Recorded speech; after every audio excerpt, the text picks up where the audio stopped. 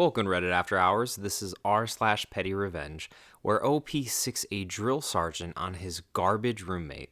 Our first Reddit post comes from Snarl LaBarf, titled, "Worst guy in the barracks got assigned to my room. He made me miserable, so I returned the favor." This story happened almost 22 years ago now. I joined the Army and I was in my second phase of training for my job, what's known as AIT. It's where you go after basic training and is a lot more laid back, but there are still drill sergeants there. They're far more chill than the ones at basic though. Anyway, there's a system of gaining more privileges, and because I couldn't take a PT test while my injured legs were recovering, I was stuck in an early phase for way too long. I was in a room with another Phase 4 Ranger and we got along great. Then, a brand new kid, straight out of basic, got assigned to our room with us. We were way further along in our training than he was, so our schedules didn't match up with the new guy. The guy was the biggest, dumbest, ugliest, laziest butthole imaginable, and he thought that he was the smartest person in any room. Every night at lights out, he would listen to 50 Cent on his headphones whacked up so loud that I couldn't even hear my own music with my own headphones. Every single morning while we had early duty, he would never get up and the drill sergeant would come beat down our door to fetch him. He made unbelievable messes in the room, and every single day we'd get in trouble because while my roomie and I were in class, this butthole would come in from whatever casual duty he was on and screw everything up. Then there'd be extra duty for us for the weekend for failing our room inspection because of him. I don't know how, but this butthole got boot polish on the freaking bathroom mirror. He'd snatch up our stuff and put it in his wall locker out of pure carelessness and insist that there was no possible way that he could have our stuff. The one and only time that he helped us clean the room was when he emptied the garbage can one time, and he acted like he just built the pyramids for us out of pure benevolence, the way he acted about how helpful that he had been.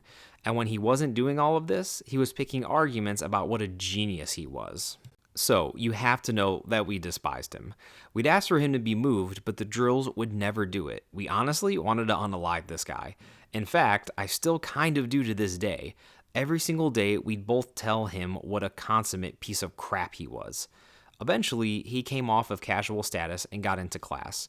One of the early parts of class was a land navigation course for some reason, and land nav day meant being out there all day. That presented me with an opportunity that I had been waiting for. One of those days when he left a giant mess, he also left his wall locker unsecured. So I looked inside to see if there was anything of note, and there was. The combination to the bad lock that he used on his wall locker was inside. And the best part is that everyone used the same model and same color of crappy master lock padlock from the PX across the street since it was the only thing available. So I went ahead and I swapped my lock out for his and I left for training. When I got back, he was already back and had been for a couple of hours since it was early day and an early release for him. This was Arizona in July, and he'd been scrambling all over the land navigation course in the sun. He got back to the barracks to get a shower and change, and, well, he was locked out of his stuff. Oh boy, was he distraught, just absolutely at the end of his rope over it. I pretended to be helpful and tried to get it open, but to no avail. So I told him that he was going to have to come get the drill sergeant to cut the lock off. So he went to do just that. And while I did, I switched his lock back and kicked back on my bed. When he came in with the drill sergeant, he'd been crying. Everyone who was in the vicinity got to watch him totally break down sobbing, I was told. I was sitting on my bed looking suspiciously innocent, and the drill sergeant in question gave me this smirk. She was no dummy, and she knew exactly what I did and that I had to be behind this. She said, "Okay, before I cut your lock off, I'm going to try the combo just to be sure. What is it?" He told her the combo, and she opened the lock straight away. My roomie and I couldn't contain our glee. His head just dropped, and he cried some more. He couldn't believe it. He felt so totally defeated and humiliated and worthless right then. This guy was such a high-strung, narcissistic butthole that this little prank totally crushed him, and it was glorious. They moved him out the very next day into someone else's room, and that guy that he moved in with, well, he wanted to murder this idiot as soon as he was moved in too. I felt bad for him, but that absolute butthole was finally out of my hair, and I got to see him cry in the process. I never told him that I punked him, though. I told some others, and they really enjoyed knowing that since they all hated his guts too. Within a couple of weeks, I graduated and went on to my next duty station. This dingleberry didn't follow. He was actually supposed to follow, but the quote, needs of the Army screwed him out of the super specialized follow on training. So he got sent straight into the meat grinder. I actually never saw him again, though, and that's all that matters. I still take more satisfaction in this even than I can believe. Sometimes you get a chance to get your revenge, and you do it, and it's better than you thought it could ever be. What's crazy is I got into the Army in 2014, and I can confirm we still use those same silver and black garbage master lock padlocks. Anyways, OP, I met my fair share of people in the Army that I would have loved to do this to also, so glad for the revenge, OP. Our next Reddit post comes from Titan Front Row, titled, I'll do what I want in my yard? Okay, fine. I'll make it impossible for you to enjoy the air. Last spring, my old neighbor, who was a saint, sold her house and moved away. The people that moved in were awful. The guy, who we'll call Pete, owns some sort of new black Mustang that sounds like it has no muffler, and he revs it up and down the subdivision streets in the evenings, literally 5 days a week, when a lot of people, myself included, are sitting on the back porch and trying to watch TV during the summer. He is relentless with it. The guy drives up and down the state highway that is on the other side of the house and does the same thing but louder because it's 55 miles per hour speed limit on the highway, and you know he's going faster than that. And you can hear this sound for miles. And he has friends over regularly in his backyard, and they sit there on the weekends and some weeknights revving up the car. It is truly so loud that you literally can't do anything but wait for him to be done. There was a big Facebook conversation in the HOA group, and a bunch of the neighbors politely asked him not to do this. Pete's exact response, though, quote, I pay a lot of money for this house. I'll do what I want in my yard. The streets are public. Well, I didn't like that, so here's what I did next, with a little bit of context. Our subdivision has about 150 houses on about 300 acres. It's big. Most of the properties in this subdivision are between 1 to 4 acres in size. I have a 3-acre corner. Due to an agreed land split/sale about 10 years ago between the HOA, all neighbors within the vicinity, and the former owners, my next door neighbor's house is the smallest piece of property in the subdivision at only 0.45 acres. Well, I know after 15 years of living here that anytime I have a fire on the side of the yard next to Pete's, the smoke is guaranteed to travel in the direction of Pete's house. I know this because I could never have a fire when my old neighbor was outside, as it would literally fill her backyard with smoke if I ever had even a hint of moisture in it. So I moved the fire pit about a dozen years ago to the other side of the house and towards the road so that I could be a good neighbor. And you know, Pete letting me know that he wouldn't quit making noise reminded me that I just love having my fire pit right in the middle of my backyard where it used to be. That's where the little pentagon on the diagram above comes in. It took me only a single weekend to dig up the pavers and blocks and move them back to my preferred spot and get myself a fire going in my new fire pit. I just needed to wait until Pete had people over. I made sure that the inaugural fire was a good one. Pete had friends over, it was a nice day, and so I started the fire. And I got it just about started and then added all the wettest, grossest wood that I could find. And about 10 minutes later, Pete and all of his friends were visibly upset by the stench, so they all went inside. They came back out a little bit later and I added more wet, nasty wood, then they went inside again. I kept that up the entire day, and then I added a bunch of grass clippings to keep it going overnight. The next day, it was still smoldering and still smelling awful. I put out a Facebook post on the HOA website that let people know that I would be continuing to utilize my fire pit as often as possible so they could bring me their lawn scraps. I had about 20 people respond in a few hours saying that their clippings were all mine. I kept that fire going, and my dogs are good alarms, and they always rush outside anytime anybody is in Pete's backyard. So I would hear the dog scramble, go out, and add more clippings. After about 3 weeks, Pete and his wife came out and very kindly asked me what was going on with the fire pit. She very politely informed me that her hair would smell like a campfire if she went into her backyard for any amount of time, and they could smell it coming into their house through their ductwork. He said that I was making it hard for him to enjoy his backyard with his friends.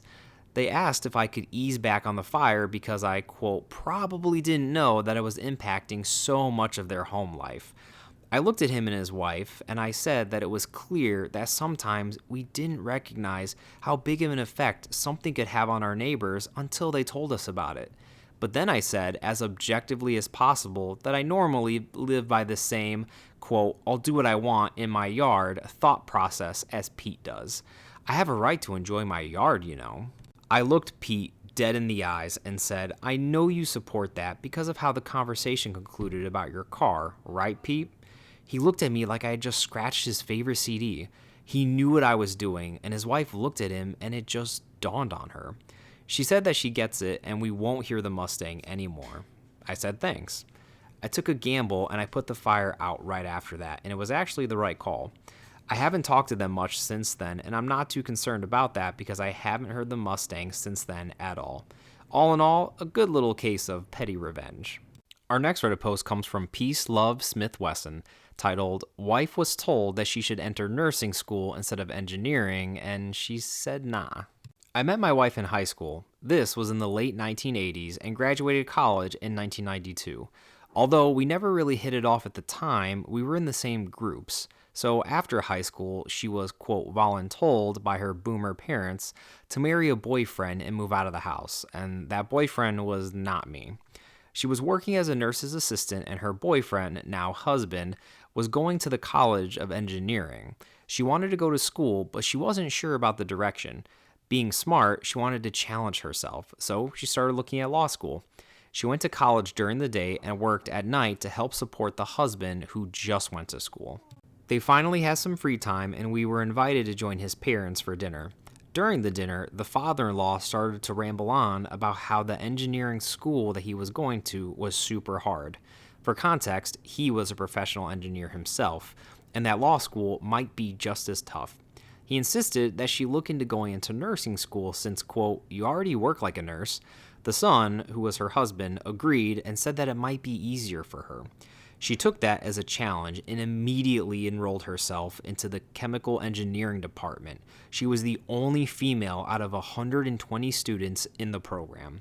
It was tough, and she was harassed and always had to take the higher ground in defending her work. 4 years later, she graduated with honors and a chem degree.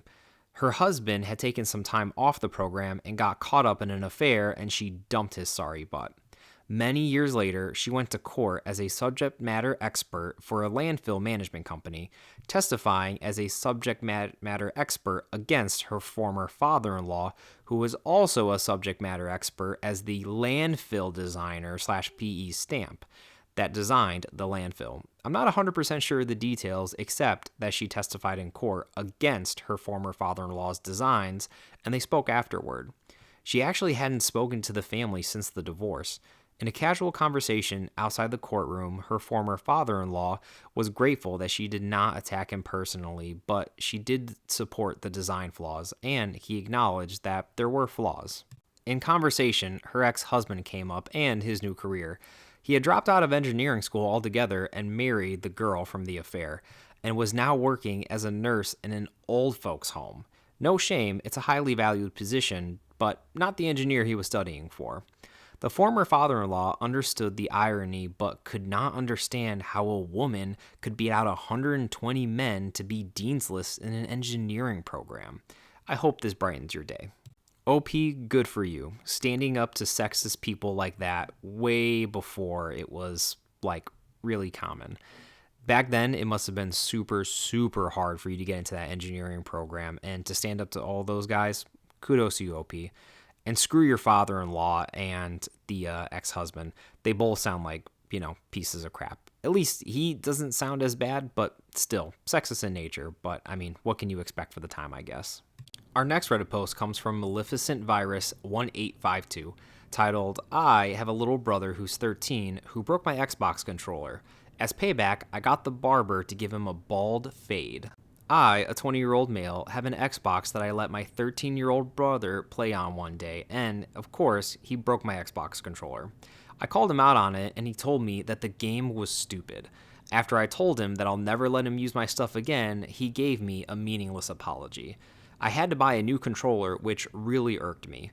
The next week, my dad told me that I had to drive my little brother to the barber to get him his monthly haircut.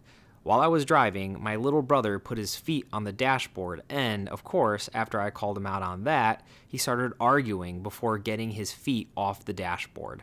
But he left it dirty, which made me even more irritated.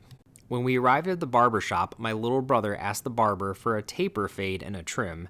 He keeps the top of his hair about 4 inches long. I chimed in and I told the barber that I'm paying for his haircut and I want him to get a bald fade with a grade number 1 on top, which for those of you who don't know is super short. My little brother was shocked that he just got a bald fade.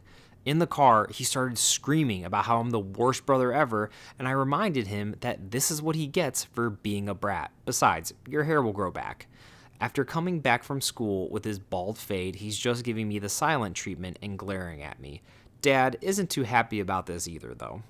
OP, I know a lot of people are going to say that messing with your brother's hair goes way too far, and in some ways, it's not ideal because you're messing with part of his body, I guess, and that's not always great. However, growing up with 3 brothers and just knowing the type of dumb stuff that they did to me and harassed me with, they would have absolutely, given the chance, done the same exact thing to me if we were in similar positions. And honestly, your parents really need to teach this kid some type of respect for other people and other people's things. I don't want to dog on him too much because he's only 13, right? He still has a lot of time to learn and grow, but hey, OP, it's not that bad. You're right. His hair will grow back. He'll be fine. Hopefully, he's a little nicer to your stuff, though, after this. That was Reddit After Hours, bringing you r/PettyRevenge. Thank you all so much for listening, and if you like these stories, like and subscribe, and leave a comment down below for any future Reddit subs that you'd like us to cover in the future, as we post new Reddit videos almost every single day.